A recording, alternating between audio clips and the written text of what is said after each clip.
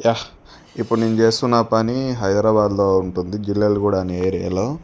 ఈ ఏరియాలో బేసిక్‌గా నేను ఎప్పుడు పని చేయలే. కాకపోతే ఈ పని ఎట్లుందంటే ఒక 3, 4 ఫీట్ల వరకు మట్టి, నల్ల మట్టి లెక్క ఉంటుంది. దాని కింద మొత్తం ఎర్ర ఇసుక ఉందన్నట్టు. ఆ ఎర్ర ఇసుక ఉండడం వల్ల ఏమైతుందంటే మొత్తం లూజ్ ఉంటుందన్నట్టు. తీసే కొద్దీ వస్తూనే ఉంటుంది. పక్క సైడ్ మొత్తం కూలిపోతూ ఉంటుందన్నట్టు. ఆ ఏరియాలో బేసిక్ నేను ఎప్పుడు పని చేయలే. ఒక తెలిసిన సార్ బిల్డర్ నుంచి వచ్చిందన్నట్టు వర్కు. మొత్తం ఇసుక మొత్తం ఎర్రగా ఉందన్నట్టు. దీన్ని మంచిగా కడిగినామంటే మంచిగా వాడుకోవచ్చు, పైసలు ఖర్చు పెట్టుకోకుండా. అంత మంచిగా ఉందన్నట్టు ఇసుక అయితే.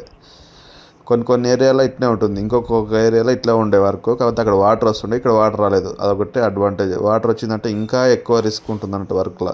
వాటర్ వస్తుంటుంది, మొత్తం కూలిపోతూ ఉంటుంది. వాటర్ వస్తుంటుంది, కూలిపోతుంటుంది. ఒక్కొక్క గుంత 9 ఫీట్లు పోతుంది అన్నట్టు లోతు. చాలా ఇబ్బందే ఉంటుంది. కాకపోతే ఇసుక మాత్రం మామూలుగా లేదు, ఎర్రగా ఉంటుంది. ఒక ఏట్ల ఇసుక లెక్క ఉంటుంది. కాబట్టి దాన్ని కడగాల్సింది అన్నట్టు. కొన్ని ఏరియాలు అంతే ఉంటుంది. అయితే ఏమైందంటే సాయంత్రానికి వరకు అయిపోగొట్టాలని చూసిన, కాకపోతే లోతు ఎక్కువ పోతుంది కాబట్టి ట్రై చేసిన, కానీ అయిపోలే. బేసిక్గా సార్ కానీ అన్నాడు అయిపోగొట్టాలని, కానీ అయిపోలే. ఒక 3 గుంతలు మిగిలినాయి. ఒక్కొక్క గుంత 1 అవర్ వరకు పడుతుంది అన్నట్టు. కష్టపడినా అయినా కానీ అయిపోలే. మొత్తం చూసిర్రు కదా, మొత్తం ఎంత ఎర్రగా ఉందో. మొత్తం పక్క సైడ్ మొత్తం కూలిపోతున్నా సరే ఇంటి పక్క పట్టి మరీ జాగ్రత్త తీయాలి. ఎందుకంటే కూలిపోకుండా, పక్కకు కూడా కూలిపోకుండా తీయాలన్నట్టు.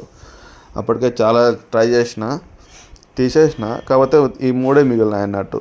అప్పటికే చీకటి అయిపోయింది. మళ్ళీ చీకట్లో ఈ లోతు పని చేయలేము అన్నట్టు. ఎందుకంటే కింద ఏం కనిపించదు మనకి. బేసిక్గా డేలోనే కనిపించదు, ఇంకా చీకటి అయితే అసలు కనిపించదు.